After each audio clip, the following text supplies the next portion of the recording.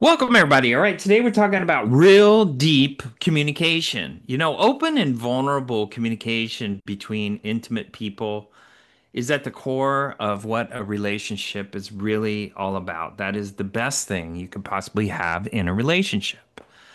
And what is really important is resiliency, survival, thriving is all built through the communication that you have with your best friend, with your family, with your siblings, and ultimately with your marital partner, if that's what you choose to have, or your relationship partner.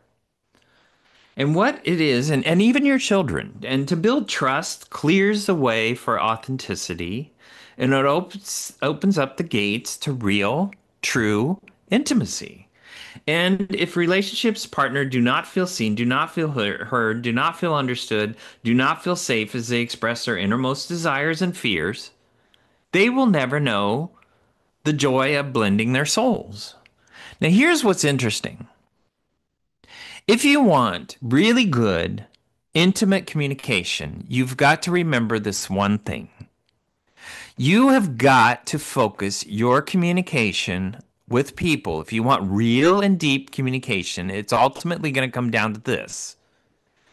I am focused on understanding your perspective, understanding you, not trying to get you to align with me, not trying to tell you how wrong you are and how right I am.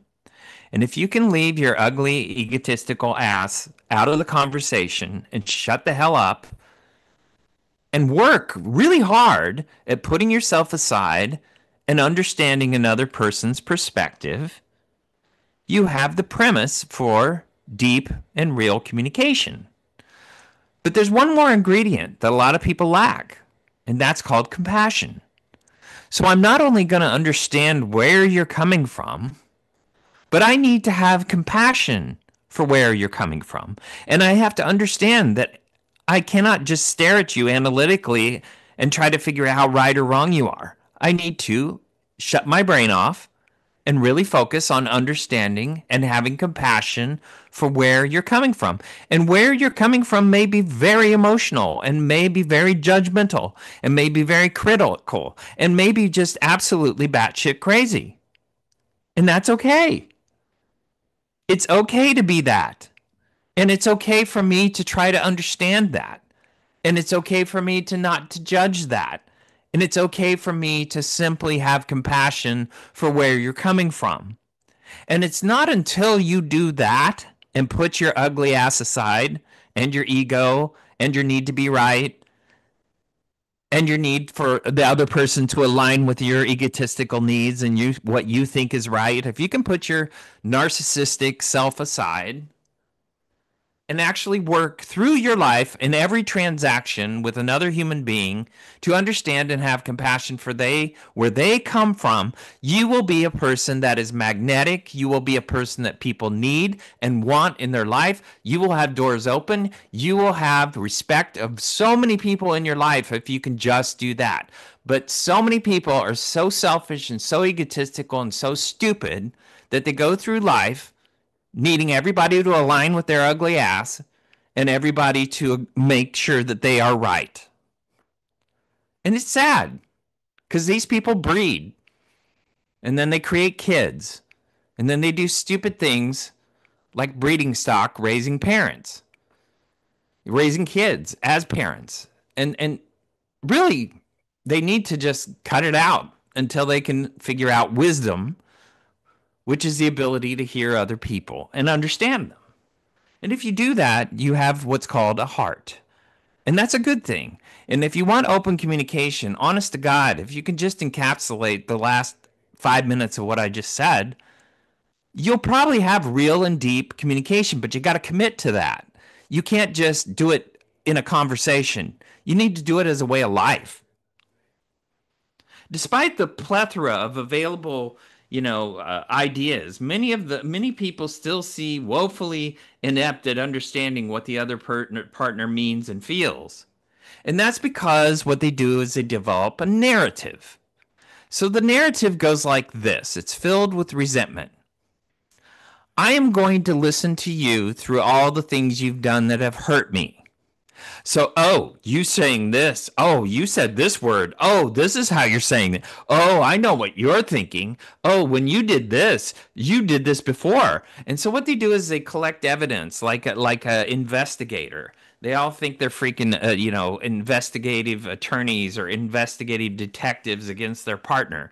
Oh, there you go again. You're doing that again. Oh, I saw you wrote that email to this person and you said this and blah, blah, blah, blah. See, people are crazy. What they have to do is they got to collect a case against the person that they marry and are supposed to love the most and have children with, and they collect a case against that person based on the evidence that they're collecting to prove what an asshole you really are. That's not marriage. That's not open communication. Nobody wants to talk to a detective because they're not looking for forgiveness. They want to throw your ass in jail. So who's going to want to talk to a partner? And how sexy is it to be with somebody that doesn't want to understand you? All they want to do is judge you based on the evidence they're collecting and write a book about you and then filter you through the book they wrote. When they miss 98 to 99% of who you really are. And many people get married, many people are in relationships, many people have parents, many people have siblings, many people have children, and they don't even know who the hell they are because you can't share it with these people because they're so idiotically caught up in their narratives and their evidence that they're collecting against you. And we learned to do that because of social media and because we have biased news and because we have biased everything out there. We have all the angry transvestites running our court systems and our legal systems, and all the angry black women running everything, and angry people in general, angry liberal, crazy psychotics who want everybody dead that they don't like. We live in this culture that is crazy. And so no wonder we're all blocking each other out because we're tribal, which is about the dumbest thing you could possibly do, especially when you have nuclear weapons. But that's probably going to be our end because we have stupid people running our world and stupid people tribally walking the streets with their stupid psychotic ideas of how right they are about certain topics. It's sad, but this pervasively runs through life. And what these people do, because they're tribal, they have to marry somebody that aligns with their crazy ass liberal point of view or their crazy ass conservative point of view or their crazy ass point of view. Everybody's got to align. You expect your partner in marriage or in a relationship to align with you. No, you don't align with your partner. You understand your partner and where they're coming from. That is what Jesus did. That is what we all owe each other is understanding. And that's a very important ingredient in life. There's a lot of behaviors that we have to understand that we have to mitigate. One of them is weaving. All relationships are compilations of the past, the present, and the upcoming future. And there's no accurate communication possible if both parties do not acknowledge that all of these attempt to connect. And what happens before always affects what's happening now and how that will alter and change the future. So what we have to do is we have to understand that our communication, our resiliency, our marriage, our relationships are about resiliency. And resiliency encompasses your emotional circumstances, your emotional needs, your emotional perspective up against my emotional needs, my perspective, my view on life, my view on the problem. And we both try to understand where each other is coming from and try to come to the middle. Because if we don't understand each other, we have no way to compromise. We have no way to meet each other's needs. So, people, you need to marry somebody different than you, not another psychotic liberal, crazy person who wants to kill everybody.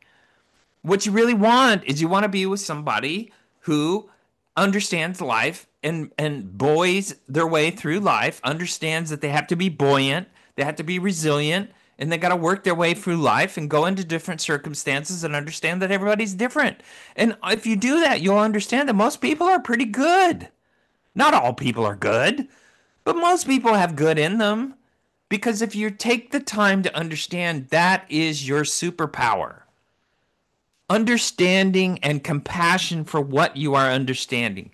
Not agreement, not alignment. Take your ugly ass out of it and understand another human being. That is called integrity. That is called listening. That is called compassion. That is called a person of value. And it's sad because people we marry often don't even offer that to their partner, and yet they want to have sex, and yet they want to be intimate, and yet they want all the things. But they can't have all the things because they don't take the time to understand you're a different human being than me. You have to think different than me, and I have to understand that. We also have to give time for each other to speak. Too soon in many communication partner, one partner begins to overtalk the other and share more than the other can take in. And that's because they have a book written about you, and they've got to make sure that you understand that you're not, what you're saying is not matching up with your book. I wrote this book that you're an asshole, and what you're saying is you're not an asshole. I'm sorry. I wrote this book about you. You are definitely an asshole, and here's why. Because I've got 50,000 stories to reconfirm what an asshole you really are. Well, that's a great listener. That's a really nice person. Wow, that's a great way to live. Wouldn't you want to have sex with that? Isn't that sexy? Ain't that something you want to sleep with every night? No, but people do that to each other. I call it job security as a therapist, but the bottom line is if you want to be miserable, do that. Do that. Write a book about your partner and make sure that everything they do has to fit in that book under the interpretation you've created about them. If you want to live in resiliency, if you want to live without resentment, you have to understand that's just a different person. And you have to understand them and then decide as you understand them whether or not you want to be with them. But to spend your life torturing them to align with your stupidity is ridiculous. Go find somebody else that aligns with your stupidity. Don't make them miserable because you're a miserable human being with an ego who wants them to conform to your stupid control issues. That would be great if we all could do that. We would live in a better world. Unfortunately, we have egotistical assholes getting married, breeding, creating children, and then hovering over them until they turn into 18-year-old adults, and they can't be an adult because they're not an adult until they're 32 because they got to cook some more because of your own stupidity and need to hover over them because they can't live their life, make decisions, make mistakes. You can't let them do that because you're too fucking psychotic. So watching for trauma triggers is very important. As relationships mature, we have to understand that we have trauma in our life. If your parents were drug addicts, if your parents were alcoholic, there's a good chance that a lot of crazy stuff happened. If you had parents that could care less and you were out there being raped and molested by neighbors and friends and relatives and sisters and brothers and whatever, your parents or whoever the hell you had in your life, there's trauma triggers.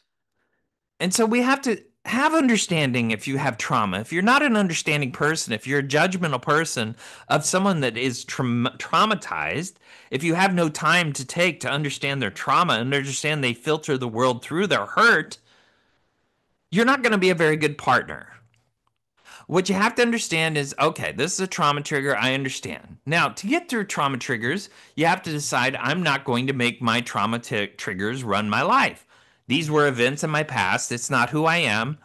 And I have to learn to forgive my past, and I have to learn that those people are not in my life. I don't live in those circumstances, and I have to remind myself that I need to live here.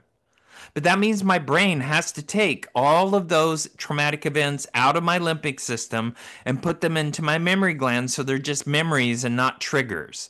I am safe. It's okay. And if you can do that as a human being, you're going to be a better communicator. But people that have trauma have a very, very vented funnel of things that they can take in because they take everything in through their trauma. So if you're never going to heal your trauma, you're going to be worthless as tits on a boar hog in a relationship because you're always going to be triggered by some stupid thing and your partner has to spend their life trying to accommodate your ugly ass. So if you want to be a decent person, you got to back up and understand, hey, I got to deal with my trauma because I'm filtering everything through it. That's called accountability. But we don't have that in this day and age because people don't want to do that. They just want to point their finger at everybody else because they're lazy. Because our technology takes care of everything and we are so impatient, we want all the solutions right now. And we don't even know that we think like that because we've been thinking like that for years. Our kids are being raised like that. And we got to back up and slow down and learn what it is to be a human being. That's a very important thing. Communication is everything, guys. All right, we're going to take a break. We're going to come back, talk more about communication. So come back.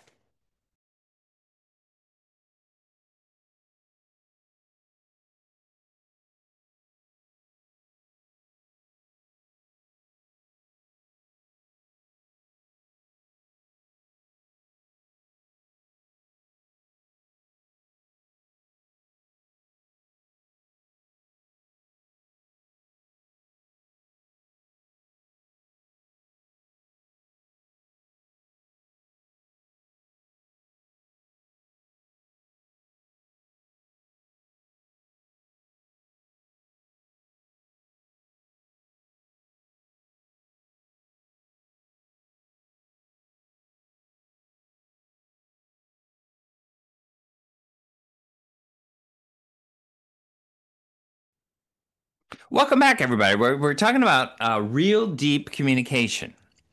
Now, here's the deal. If you're in a relationship and you want to have real deep communication, you need to understand that if you're going to be in a relationship and be defensive, you're not mature enough to be in a relationship. All arguments, all conflict in a relationship is based on the desire to understand you, even your criticism of me. And I need to shut the hell up and listen and understand where you're coming from because all conflict in any relationship is about making the relationship better. It's not about hurting your feelings. And yes, we say things that hurt our feelings, but usually when people throw red flags like you're a jerk, you're a this, you're a that, you said this to me, you said this to me 5 years ago, you said this to me 20 years ago, and I'll never forget it. If people say that kind of crap, the truth is they're just throwing red flags out to you because they don't feel like you are listening. So if you start hearing people say harsh statements to you, you need to back up and understand, I better get to know your point of view. And I need to shut the hell up and stop telling you what I am. Because me divining myself to you is not going to happen. We all form impressions of each other, and we're entitled to form impressions of each other, and we're entitled to live in our impressions of each other. Our job is to understand where those perceptions are coming from so that we can adapt ourselves to that perspective and understand how we can confront it. But you can't confront by telling a person how wrong they are. People are so stupid and impatient. No, that's not who I am. That's not what I said. That's not how I said it. That's not what I did. If you're going to be one of those turds, you have no business in a relationship because you're not mature enough to be in one. You have no business being a manager because you shouldn't be one. You have no business being in HR because you can't do it. That's not what they said. That's not how it happened. That's not what. If you're going to be one of those turds, you're horrible. You're a horrible person. Back up and learn how to be human. That is, that we all come from different perspectives. We all have different truths, and we all have to understand each other. And if you want to learn how to forgive, that means you're going to study a person's intentions rather than hammer on their outcomes. Well, you did this to me. You did this to me. Oh, I saw you do that. You did this. Can't you admit you did that? Okay, if you're going to be one of those jerks, great. But you're not going to get forgiveness and you're not going to give forgiveness, which is what it takes to be in a relationship. If you want forgiveness, you have to examine intentions. Now, how did you decide to do that? What was it that made you think that was the way to go? What's going on with this? How did this come about? Where in the world did all this begin? What were you thinking? How did you come up with this? How lonely were you? What were you looking for? What were you trying to do? You know, what and how? That's the land of forgiveness because you're looking for intentions rather than banging on outcomes. People that have open communication set that forum that I am looking for your intentions. I am not going to hammer on the outcome. Everybody knows how stupid the decision was, but a lot of stupid decisions were made with good intentions or very selfish intentions that had nothing to do with you, especially affairs. They had to do with the idiot that did it and the hole in their life and the way that they see you and the way they envision you. And so what it calls for is better listening and better understanding. We live in a human world. We have to learn how to forgive. And if you're going to be in a relationship, you have no business being in a relationship if you can't forgive. You're just a jerk and you're a terrible role model for your kids. And if you can't evolve, get the hell away from them and leave them alone. Defining term. Many well-intentioned communication attempts have been sabotaged by a lack of clarification what each partner means by the words and phrases they use. Now, meaning is a very important ingredient of communication because meaning is different for everyone. So, I've often used this example. So, it's a very obvious example. We're going to go on vacation. So, the meaning of a vacation to one person is laying on the beach. The meaning to another person going on vacation is seeing the sights. Okay, now if I understand the meaning of the vacation to one and the meaning of vacation to other, we have the grounds to compromise. Okay, the meaning of disciplining our child to one person, the meaning of disciplining our child to another person. Now we have the means of compromise. You see, meaning is how we derive what could happen with this decision. We both go in different places, and we have to learn to understand that how we see things happening, how we see the world, how we see opportunities, how we see our future, how we see our past, all are different. You don't know each other as well as you think you do. And that's the key to communication. And that's why arranged marriages often work 96% better than where I fell in love kind of marriages because they don't know each other and they have to figure it out. And they have to presume they don't know each other and they have to figure it out because their families are standing back going, you guys better make it work. And so they know, I don't know you and you don't know me. And we have to figure out how to communicate. And by doing that, they do a better job than this honeymoon phase, screwing 50,000 times in 50 different directions, and then figuring out after the chemistry and after I've deluded myself to think you're the most perfect person in the world, even though you're a total jerk, and then have to make do with whatever I have married because I had sex with you and thought you were just the greatest thing on the planet Earth and told everybody, oh, I don't care that you're 50,000 in debt. I don't care that your parents are drug addicts. I don't care that nobody has money. I don't care if you don't know how to save money. I don't know. I don't care if you don't like certain things that I like. I don't care. We do that in the honeymoon phase. It's retarded. It's ridiculous. Part of it is logistics. We have to think about what matches up with my life and what doesn't. That's why our parents are probably do a better job figuring out what's good for you than you do. However, in the arranged marriage, what's beautiful about it is you have very raw understanding. I don't know you, you don't know me, and we have to figure it out. And in doing that, we make room for each other. And hopefully, in doing that, we form a deeper love. Understanding is the foundation of what creates trust between human beings. Because if you understand my perspective and I understand your perspective, I think you know how to take account for what I like. So if you go to the grocery store, you probably know what I like and I know what you like, and I'm looking out for you and you're looking out for me. That's called understanding. That's good communication. That's deep communication.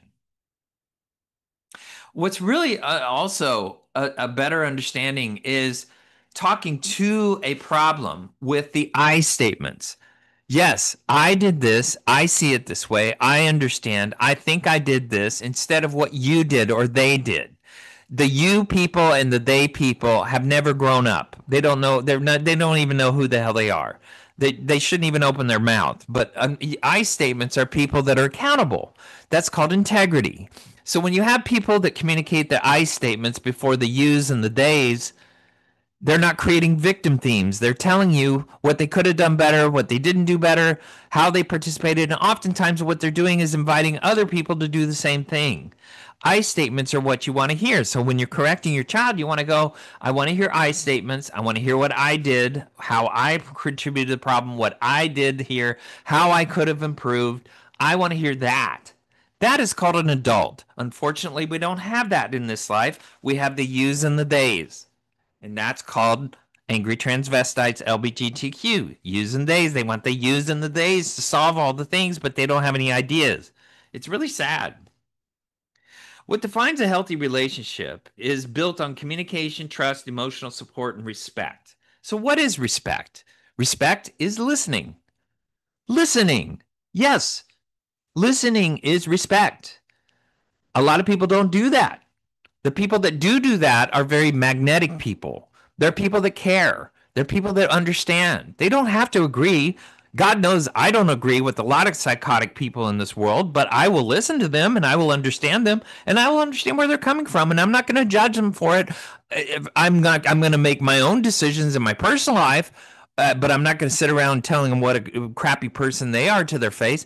I just choose not to be around toxic people, but that's my choice, and that's the world I want to live in. But toxic people are fine when you're doing therapy and doing the job that I do, because that's what they're coming for, because they know they're toxic and they know they need help. Open communication is very important. Here's the other ingredient that if I don't mention it, especially if you're going to be with a woman, you better understand this one quality. If I'm going to commit my life in a covenant to another woman, the woman is going to look for one ingredient. And if you don't give it, she's going to nag you till you're dead. That ingredient is cherish. What is cherish? Well, I can't be the person I am without you. I don't even know why you're with me. I'm lucky to have you. And, I love talking about who you are, what you are to everybody that I don't know and everybody I do know. And I'm proud to talk about you to my fate, to you. I put your needs above mine. That is what a person who marries a woman in a relationship is supposed to do. If you cannot cherish your partner, you have no business being married. No business. Cherish is the primary ingredient, because if you're going to have kids, especially if you're a guy with a girl and the woman's going to have babies, she's giving up her life to sacrifice her body, her mind, her future, her everything to have these kids and to raise these kids and be the primary one to be at home. Traditionally, doesn't always happen that way. Now we got these wimpy dudes that sit around at home and raise their own kids. They really want to have a vagina, but whatever. But the bottom line is that the women who sacrifice everything to have the kids deserve to be cherished, because they gave everything up front for your ugly ass. And all your job is to go out there and support them, have adult conversation, and do things at home that make her life easier. That's all you got to do. But these selfish jerks that are not grown up, because 18 is now 32, they get married and they breed, and then they want everything for themselves. No, your job is to cherish your wife. That's it. Get that, and from 30,000 feet, you're going to have a hell of a lot better marriage. And that includes respect, which is listening. And she needs to give the same, because if you want to cut a guy's balls off and demasculate him, don't listen to him. If you don't want to listen to him, you don't respect him, you've basically made sure that you do not think he's a man. Not a good thing to do if you're going to marry a man. Not a good idea. Women love to shut men down because they think they know everything. See, women, when they're listening to a man, they're listening to context. How are you saying it? How are you wording this? What are the words you're using? What is the inflection? What's your body language? Because I got a crystal ball and I'm going to figure out what the hell you're really saying. Guys are more deliberate. They listen to words. They're more about content. So, guys, if you tell them something, that's how they're going to take it primarily. So they don't interpret everything you say. But women, they got to interpret every freaking thing that comes out of anybody's mouth. They got to psychoanalyze every little thing and make their little judgment and get in the car after church and judge everybody and what they said and how they said it and how the preacher did this and how this person did that and all the things. And when you go to a party and all the judgments, they got to read all of the context. That's just how they're built. But, that's just part of listening to them and understanding them. You got to learn to filter through some of that crap, because not everything what they're saying is important or you have to solve it. It's not all judgmental. It's just crap that they've interpreted and they're trying to throw it up against the wall and see if it sticks. Emotional support means being there. And a lot of people think that means solving a problem. No, if somebody's dying of cancer, you're not going to solve it. You need to just be there and love them. If somebody is hurting, no, you're not going to solve it. Even if you're the one that hurt them, you've got to be there for them and understand them and be comforting them. That's your job. It's not to go, well, we should do this or we should do that, or I'm going to take you to the park. I'm going to take you to a movie so you can avoid the problem. No, you don't do that. You sit with them and try to understand their pain. The thing is, if you want to have deep communication, you have to understand that all of us, have one thing in common: suffering. We all suffer because we're souls in a human body, living a human life with a human brain, with all of this psychotic crap that we all demand that we have to exist on the planet. And we're all weird and we're all messed up. And so, if you can understand that, there's a lot of suffering. There's a lot of suffering because what we perceive the way things should be and what things are always different. And many people don't understand that in this life, if you want peace, peace is accepting the unacceptable. And that includes your partner. And the quicker you can get to that, the better your life's going to be. Honesty and trust. You can love someone and not trust them. But when you trust someone, the love grows. So, for instance, if you have a friend and you guys trust each other and you don't see each other for 10 years, you could get back together and there's a good chance that relationship's just going to cement right back together and it's going to take off like a rocket because you trust each other. Now, many people get married and they breed and they create a life and they do all their financial responsibilities. They build a house, go on vacation, and be with this ugly ass person who can't trust them and they can't trust them because they don't either emotionally trust each other, financially or physically, or all of the above.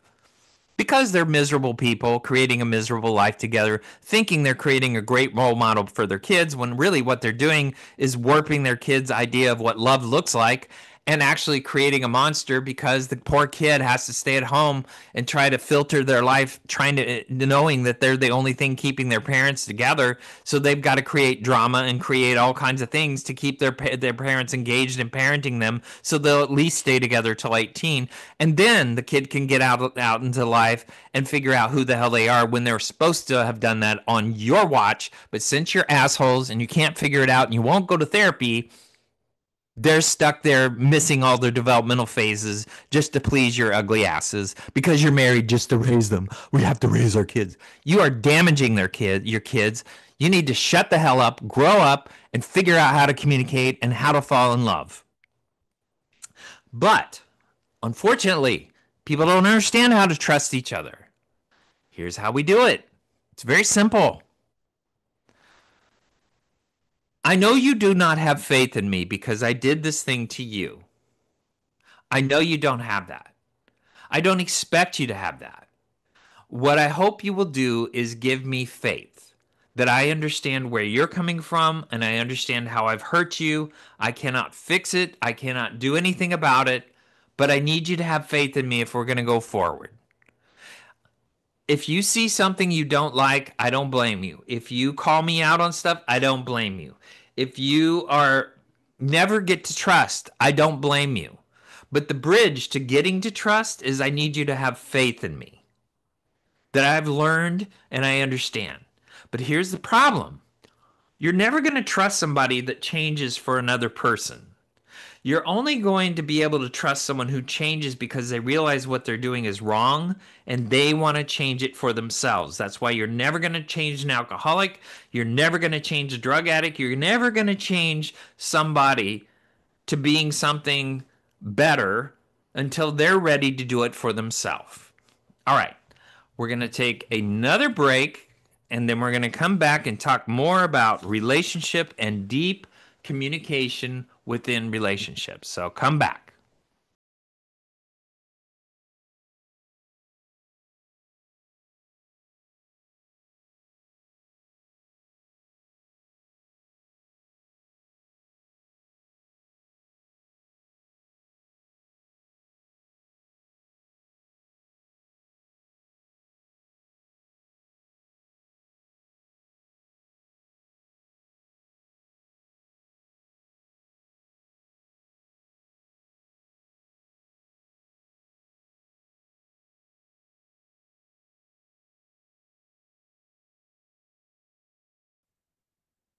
Welcome back, everybody. We're talking about open, deep communication in a relationship.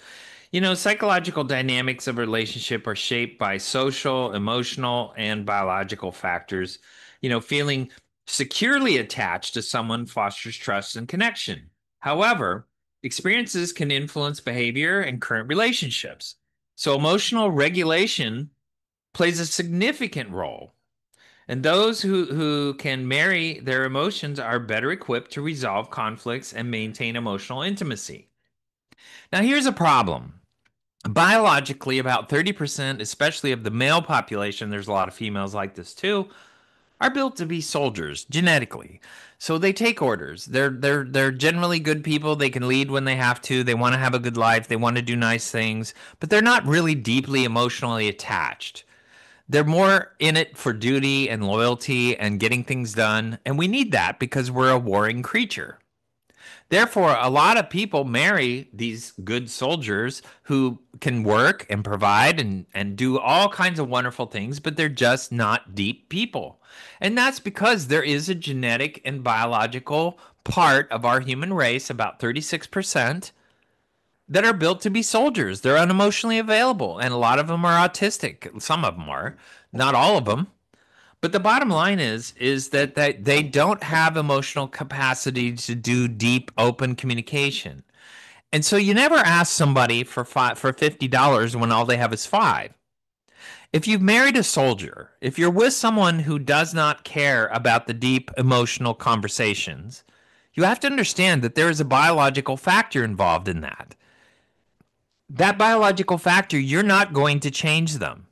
So if that is their limitation and you're one of these emotive people who have to study Socrates and figure out the Lord of the Rings and figure out all the complex criminal whatever on television and do the live TV, real TV stuff and do all that kind of crazy stuff. If you're one of these psychotic people that spend your life psychoanalyzing every single thing in this world, you're probably not going to do well married to a duty bound, loyalty based person who wants to make a good life, have peace, do all the right things, enjoy themselves, go fishing, be a good person, go to church, but they don't have this deep emotional connection. If you're going to marry one of those and make them miserable for being who they are, you're a turd. Go find people that match up with your needs and be loyal to the partner you married and be nice. Unfortunately, women marry these guys because they're soldiers and they're strong and they're good and they're dependable and they're loyal and they make a living and do all the right things. And then they have kids with them and they build the house and they do all the, but I'm empty. You don't connect with me. You don't do this with me. And if you're going to be one of these whiny creatures, go out and get a freaking life because the guy could care less. If you did that, he'd be relieved that you finally go out and make a real friend that matches up with your stupid emotional crap. If you're going to make him miserable for being who he is and divorce him and take him for everything he ever had and ever will have because you're a bitch, do it. But the thing is you're trying to change him. And there's a lot of people in this life that don't have the deep emotional connection that you're looking for. So stop trying to change people when you're in a relationship. If you want to have open communication, that is not a good idea. Relationships can be overwhelming, but what you have to do is navigate emotions and understand who is emotionally strong and who's not. And stop trying to make people who are not emotionally strong because some people are not built to be emotionally strong. Some people do not have a great dialogue. Some people, the only emotion they have is anger and irritability because they always feel unaccepted by everybody simply because they don't have a vocabulary for their emotions. So everything turns into anger, everything turns into irritability, everything turns into rage because they don't know how to express frustration. They don't know how to express I'm tired. They don't know how to express I'm hungry. They don't know how to express a whole lot of things. And so what they have is this very limited vocabulary, just like a baby crying. You don't know what the baby's crying for. Are they crying because they're hungry? Or crying because they're tired? Or crying because they're bored? Crying because they just woke up? Crying because they're scared? What do you know? You know by their cry. Well, it's the same thing with people that don't have a lot of emotional capacity. You have to learn how to read their emotion because they don't have words for them.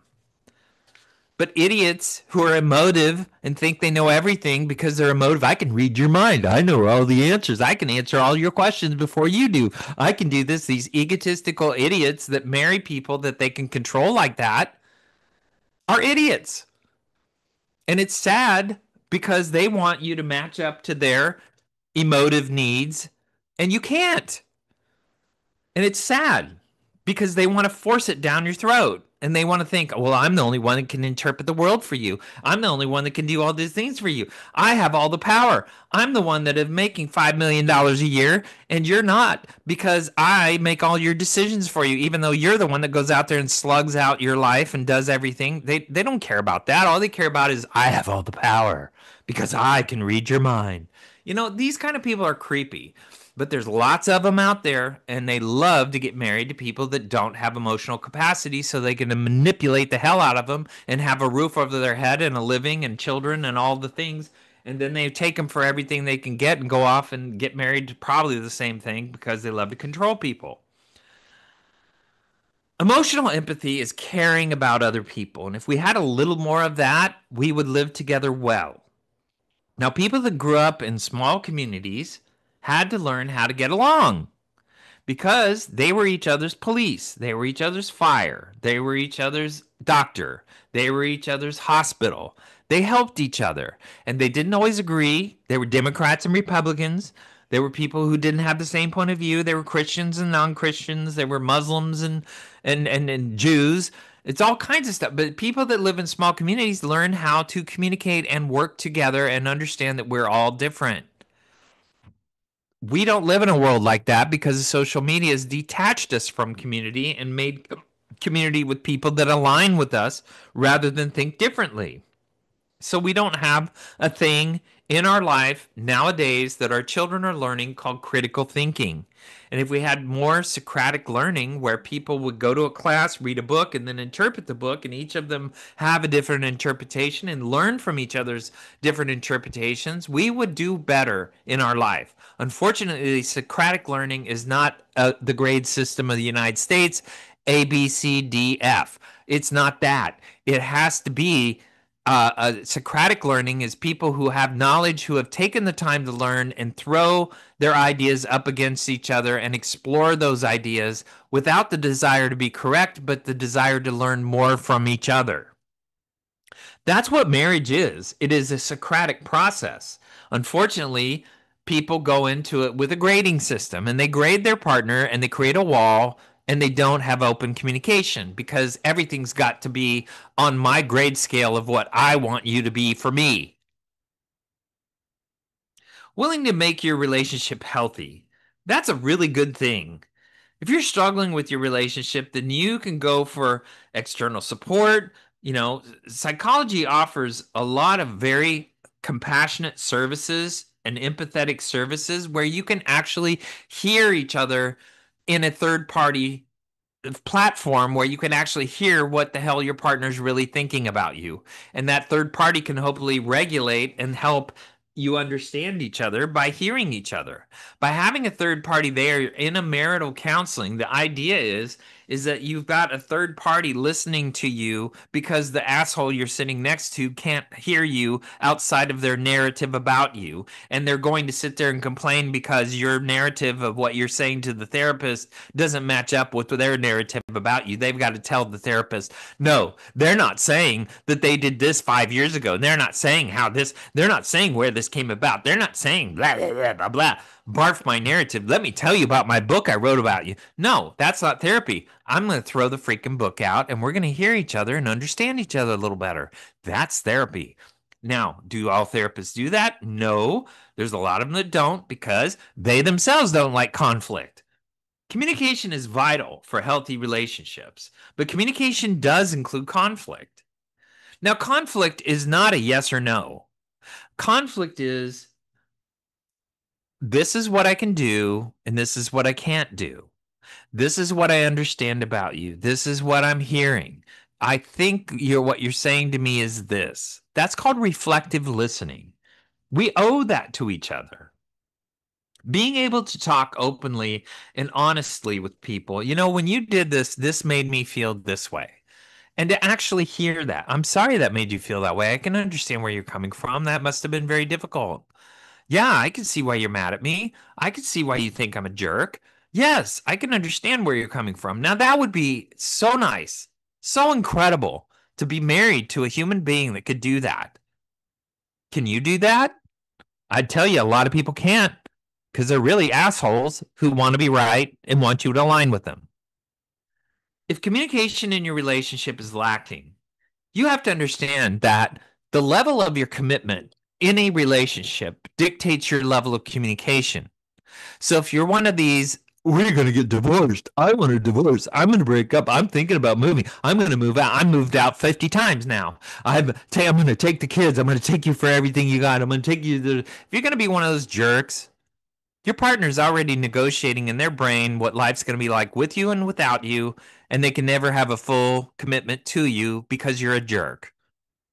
So commitment is what makes people make marriage work, make relationships work. Your level of commitment is going to dictate how well your communication is. So when people will be married and they are married and they're committed to their marriage and they're not debating whether or not they should be married in their brain half the day and then half the day they're trying to figure out, how do I develop affection for you, or I want sex tonight, so I'm going to be nice. If you're going to be one of those turds, you're not going to be well married. Well marriage is two people that are fully committed to each other, open and honest, care about what each other thinks, understand each other, hears each other, understands the frustrations it must be with me and how to deal with me and how I present to you and what kind I've done to you, and understand all of it. And if you can be that, and if you can be committed to each other, you're never debating a final outcome that we're going to get divorced. What you're debating is, how do we solve the problem? You're forcing each other to understand that we cannot get away with not hearing you. I cannot get away with not understanding you. I have to understand you. I may not agree with you. I may think you're batshit crazy, but I do have to understand you because I'm married to you or I'm in a relationship with you. So your level of commitment is going to dictate your level of open communication. If you're a non-committal person, if you're one of these half-assers who goes into a relationship with one foot in and one foot out, and you're always looking for something else, you're staring at pornography all day long, trying to find something else, flirting with other people, having conversations with inappropriate people. If you're one of these people that are always looking for the grass is greener on this side, you're not marriage material, you're not relationship material.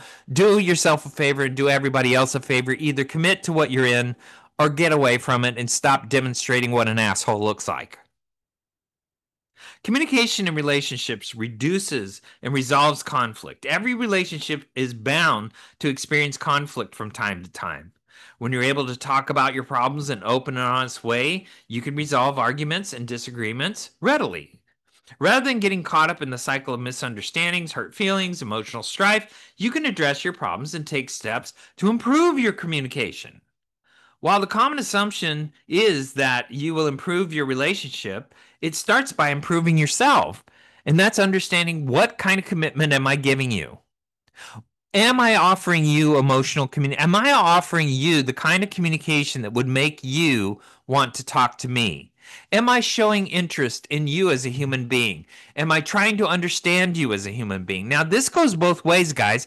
If you're married to a jerk that can't do that, you're probably going to be miserable. Or if you're married to a soldier who doesn't care about the deep and meaningful communication, you're probably going to have to find it somewhere else and just assume that this person is fairly loyal. They're happy because they're providing for you. They're happy because they're being in a, showing up to the ball games. They're happy because they're eating dinner with the kids, but they're not having the deep conversations. They're watching the stupid Star Wars movies and the whatever and the, Lord of the Rings and the Harry Potters and all that crap with the kids, but they're really not getting into the deep, deep, deep discussions. They're going hunting and they're going fishing and they're doing bowling and they're doing their stupid stuff and they're happy with that. And there's a lot of people that parent that are like that and they're just fine. They're just fine. It's just that you, if you're going to be one of these unhappy people who has to have all your emotional needs met by your partner because you're such a shitty person with everyone else, you're going to be miserable and you're going to make everybody else miserable. So go find other people that match up with your wild hair up your ass and go do that. But be loyal and be committed. And you can do that. Great communication is understanding who you're communicating to and what you're communicating with. That is a very important ingredient in this life. It's very important to understand that this person is a different person. I have to understand where they're coming from. I have to give them compassion for where they're coming from. I do not have to agree with them, and I do not have to communicate that I don't agree with them. It's important to think about what we mean in communication. On the surface, it involves words, but there is an emotional attachment to what you're communicating. And we all have to understand that we have to understand what meaning is in this life if we're really going to get through life. We're going to have to understand what it is and what things mean to you before I can come to a conclusion. We can never resolve until we resolve meaning. That's an important ingredient, guys. Meaning is your emotional attachment to what you are saying. I need to understand the emotional attachment and what connotation emotionally comes from this conversation before I understand how to resolve a conflict. Okay, that's our show. I want to thank everybody for listening. I love hearing from you. You can do that on our webpage at libsyn, libsyn.com, Gary Bell's Absurd Psychology. Now remember, the biggest problem with communication is the illusion that it's taken place. Also, the problem with closed-minded people is their mouth is always open. Also, communication is 20% about what you know and 80% about what you don't know. And we don't know a whole lot about each other, and we need to get better at that. Thanks for listening, everybody.